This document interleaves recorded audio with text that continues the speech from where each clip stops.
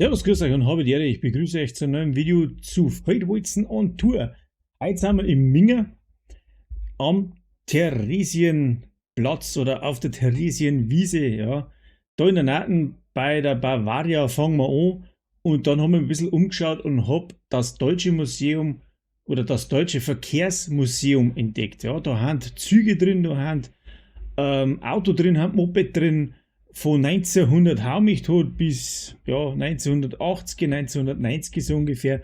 Und ich muss sagen, mir hat es fasziniert, das ist irgendwie total an mir vorübergegangen, dass das eigentlich da ist. Deutsche Museum kennt ja jeder, ja. Aber das Verkehrsmuseum, habe ich mal reingeschaut und in dem Video zeige ich euch, was da drin ist. Ich erkläre ein bisschen was zu dem Maschinenl. Gleich am Anfang zeige ich euch, wie man da hinkommt, wo man parkt in München, ja, weil du kriegst einen brutaler Vogel. Und ja, da ich sagen, schaut es euch an. Und für den einen oder anderen ist es vielleicht ein ganz gutes Ausflugziel. Gleich vorweg, das hat für meine ganze Familie 17 Euro gekostet. Ja, für Minger, Hammer. Wie gesagt, Frau, Kind, Kegel, noch nicht so groß, noch nicht so groß meine Kinder, ja. Aber für Familienkarten habe ich 17 Euro gezahlt. Finde ich sehr gut. Die Kinder hat es tatsächlich gefallen, hätte ich auch nicht geglaubt. Und was das Highlight da drin ist, das ist eine alte Lok und die steht drin wie nagelneu. Also, wenn einer ein bisschen Interesse hat an Züge, das ist schon ein brutales Ding. Gleich alt und neu nebeneinander, daneben steht der ICE, auch natürlich lebensgroß, ein bisschen angesagelt, gell? Aber ja, schaut euch das Video an. Ist ein Ausflugsziel. Ganz am Schluss tue ich dann hier noch einen Gastro-Tipp. Da wo ich dann zum Schluss zum Essen gegangen bin, den schaut es auf alle Fälle an. Ist eine Pizzeria und muss sagen, Prädikat echt wertvoll. Also wie gesagt, ich werde euch ein wenig was kommentieren oder zwischendrin. Also dann, bis zum Schluss, man sieht sich wieder. So, zu der Lage, wo müsst ihr parken? Ausgeht immer von Deckendorf, Stadtmitte, das ist das grüne und Zielpunkt war das rote Zeichen. So. Dann fangen wir mal an, ausgehend von Deckendorf Stadtmitte, duschen wir auf der Autobahn A92 bis auf Minger rauf.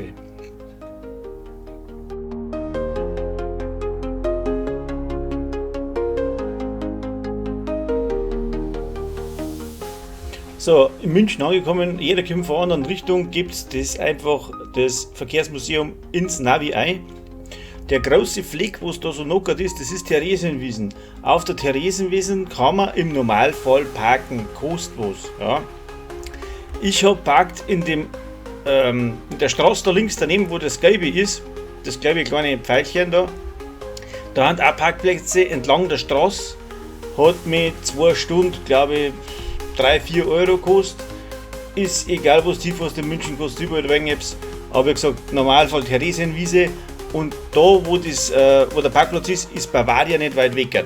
Ja, die haben uns auch angeschaut, kommt auch noch im Video. Das rote ist das Verkehrsmuseum. Also links daneben. Das ist gerade einmal 10 Meter zum Gehen, das schafft ja jeder.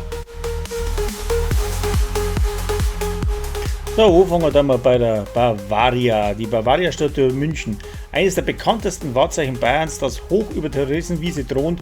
Die Bavaria, ein Symbol für Stärke und Stolz Bayerns, wurde im Jahr 1850 feierlich eingeweiht.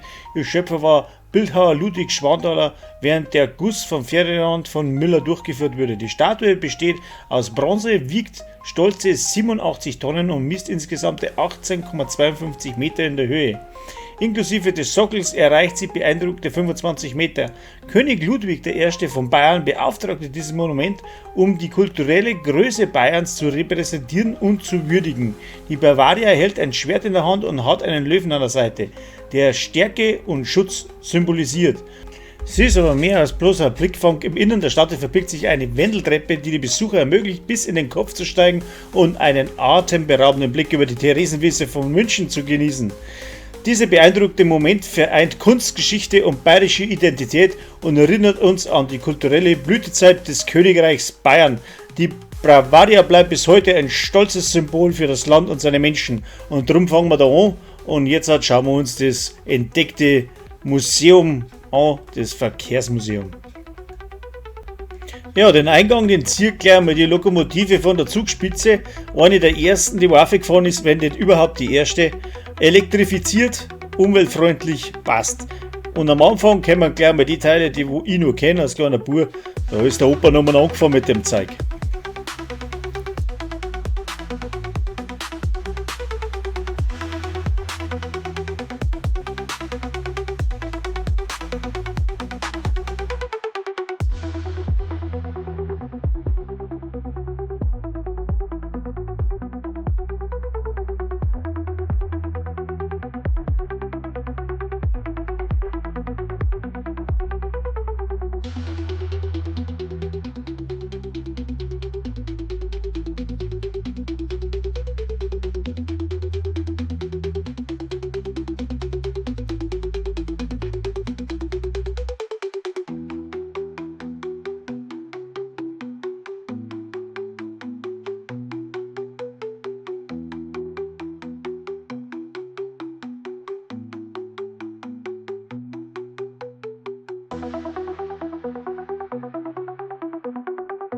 So, da hätten wir jetzt die Krupps Straßenkehrmaschine von 1924.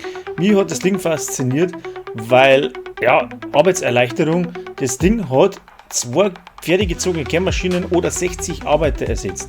Also schon der Hammer. Das Ding ist von 1924, war motorisiert, hat einen Wassertank dabei gehabt, der ermöglichte das Befeuchten des Straßenbelags, um den Staub zu binden und Schmutz aufzuweichen, und hat dann das schräg zur Fahrtrichtung hin zurückkehrt und muss dann manuell aufgeschaufelt werden, der Dreck weggeschaufelt werden. Aber wenn man sagt 60 Arbeiter weniger oder 2 so Kehrwagen mit Pferdl, ja, ist dann doch schon eine brutale Arbeitserleichterung. Ja. Mir hat das Ding halt einfach fasziniert, wenn man die Reifen so anschaut, noch Vollgummireifen. Ich glaube, da hat es der Plomben ganz schön auseinanderbreit, wenn du auf dem Ding gesessen bist und da ja, mehr oder weniger die Straße ein wenig zusammengekehrt hast. Was auch faszinierend ist, dass das so gut erhalten ist. Aber ich habe gelesen auf den kleinen Schild, was auf der Holzkiste ist, dass es liebevoll restauriert worden ist von einem Heimwerker, kann man sagen.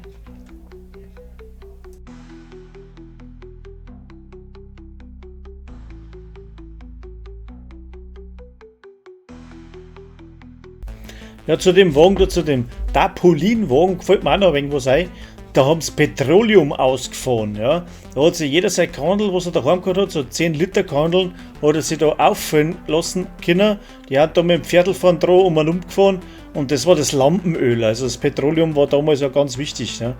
Und ich finde das Ding deswegen so faszinierend, weil die Abfüllmechanik, dass da nichts austropft und so weiter, doch sehenswert ist zur damaligen Zeit.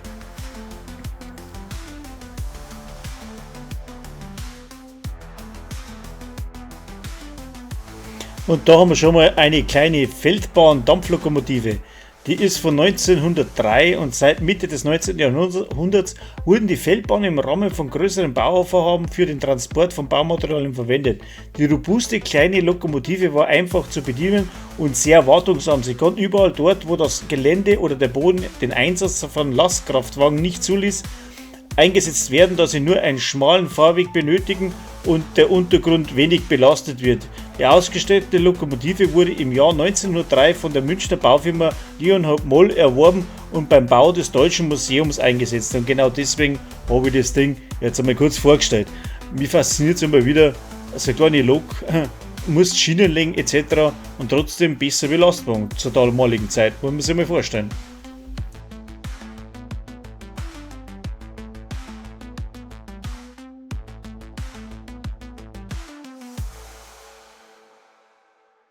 Ja, und das Ding ist der Hammer für Opel-Fans. Der Opel Patentwagensystem Lutzmann. Mit dem Bau dieses von Friedrich Lutzmann konstruierten Motorwagens nahm die Nähmaschine- und Fahrradfabrik Adam Opels noch 1899 die Produktion von Automobilen auf. 1899. Eine Nähmaschinenfabrik hat den ersten Opel gebaut. Sollte man sicher mal,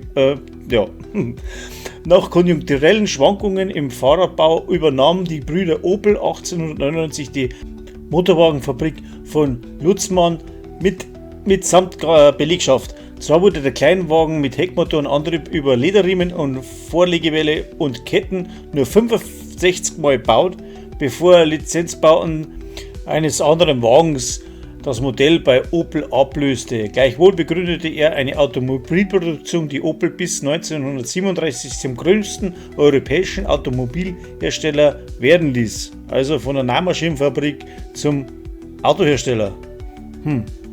Wenn es bei Opel so war, da bin ich gespannt, was bei Audi und Mercedes so rauskommt, oder?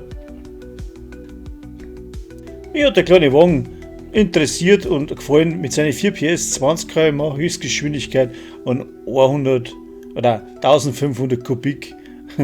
Ja, Hammerteil, ist abgegangen wie eine Raketen, würde ich sagen.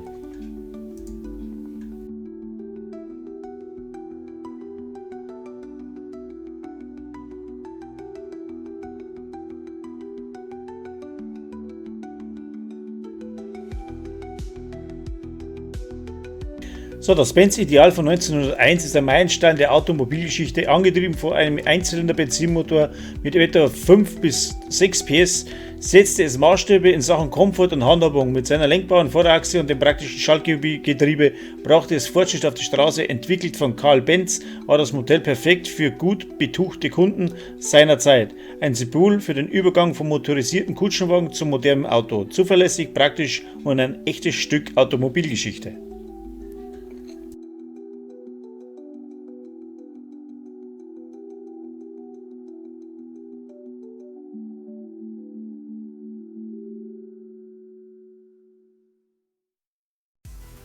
Ja, da haben wir bei dem BMW R57. BMW stellte bis zum Zweiten Weltkrieg Motorräder in 2 unterschiedlichen Versionen her, eine Touren- und eine Rennversion. Die unterscheiden sich eigentlich nur vom Motor her. Das eine ist ein Seitenventilmotor bei den Touren und ein Steuerstangenmotor bei den Rennversionen. Und später haben sie sich dann entschieden, gerade noch eine zum Herstellen. Dann ist bei den OHV-Motoren, also Steuerstangenmotoren, geblieben. In der Version, was wir jetzt da sehen, da haben sie einfach einen Rennmotor eingebaut, weil das war zuerst ursprünglich eine Tourenversion und wie gesagt, nach dem Krieg haben sie dann das komplett sein lassen und haben einen OHV, also Steuerstangenmotor eingebaut.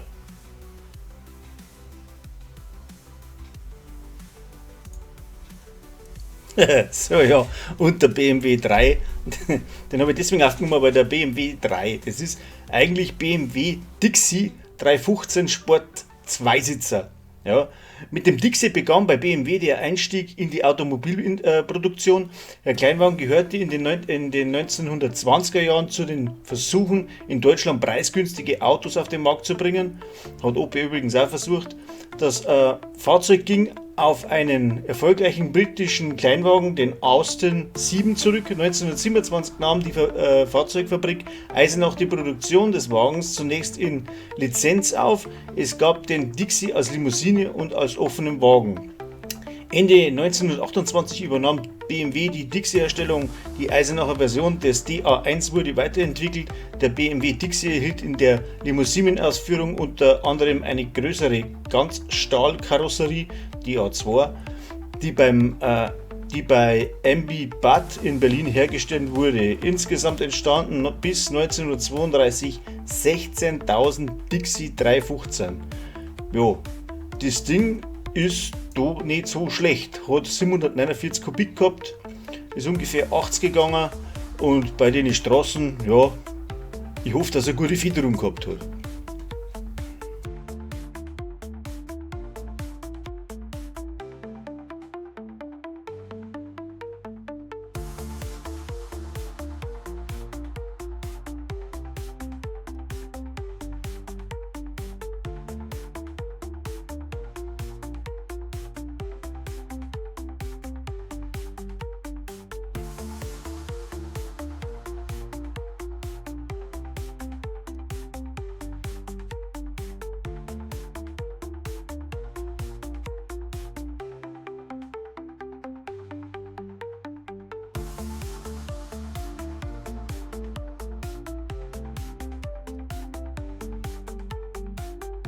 Ja, bei Henkel Perle habe ich irgendwie ans Waschmittel denken müssen. Ich habe gar nicht gewusst, dass die Motorrad hergestellt haben.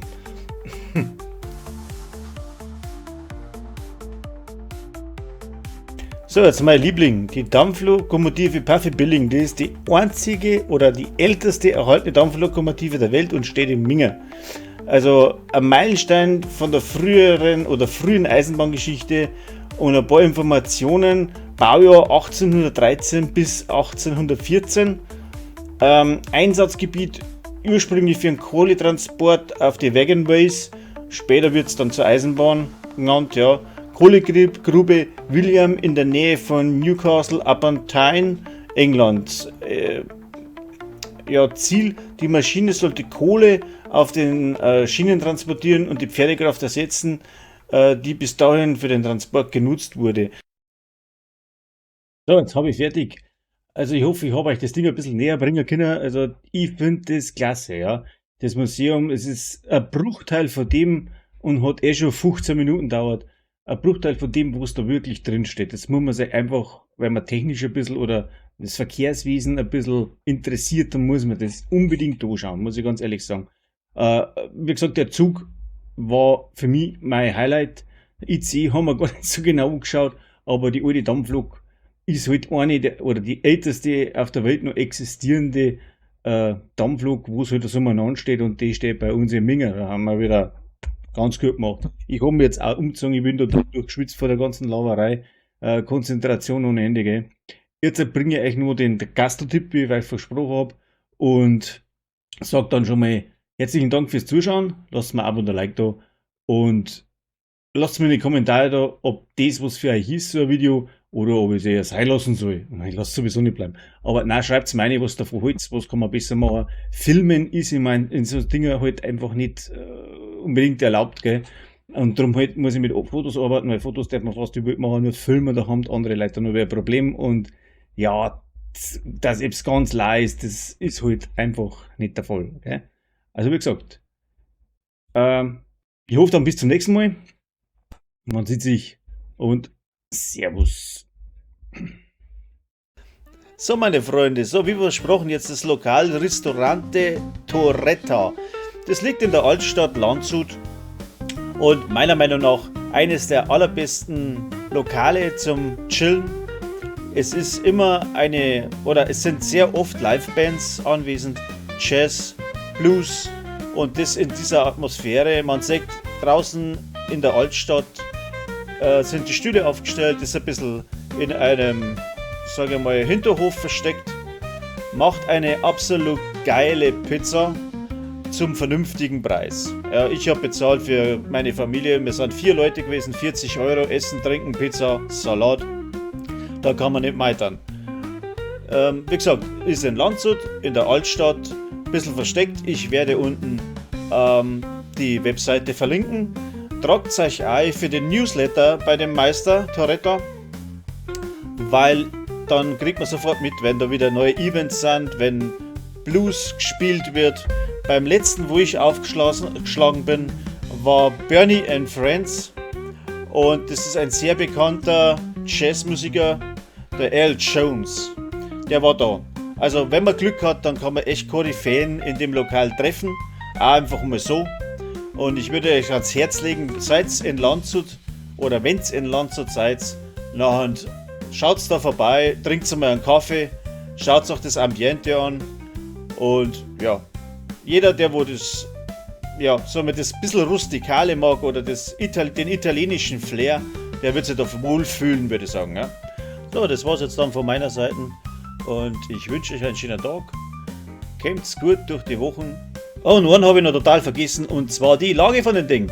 Das Ding liegt in Landshut, in der Altstadt. Sieh der roten Markierung da. Ja. Der Zugang ist ein bisschen versteckt. Wenn man mit dem Navi hingeht, da wo es blinkt, da ist der Durchgang in den Hinterhof. Ja. Und somit einen schönen Tag und habe die Ehre und man sieht sich beim nächsten Mal. Servus, pfiat euch und auf Wiedersehen.